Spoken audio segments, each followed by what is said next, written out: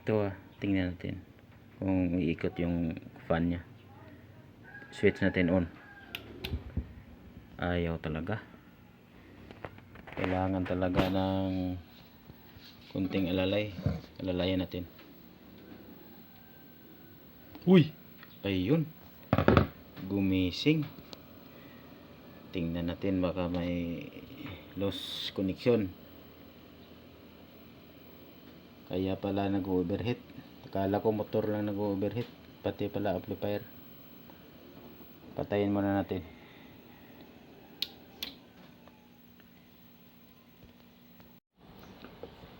Ito guys,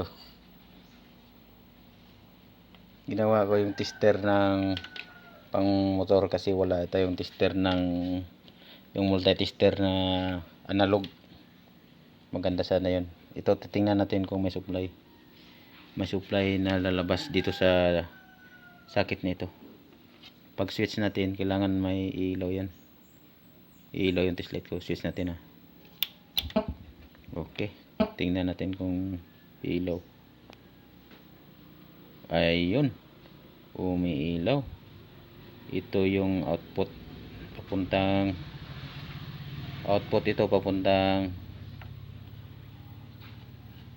fan. Ayun umiilaw siya. 12 volts lang ito, walang kaba ito dahil 12 volts lang.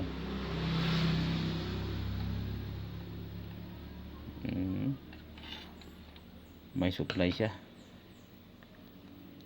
Itong sakit na ito. Itong sakit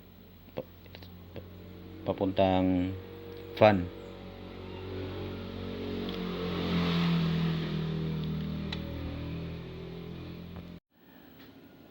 Ito may power na. Umiikot na. Subukan natin patayin ang switch. Patayin natin. Patayin na. Power natin. Ayun. Gumagana na. Nagkaroon lang ng lost connection.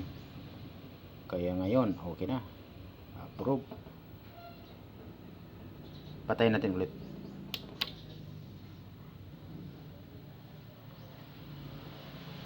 Buhay. Switch.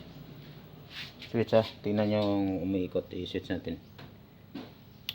Ayun. Pwede na. Yun lang pala. Nag lost connection lang pala. Alright, thank you.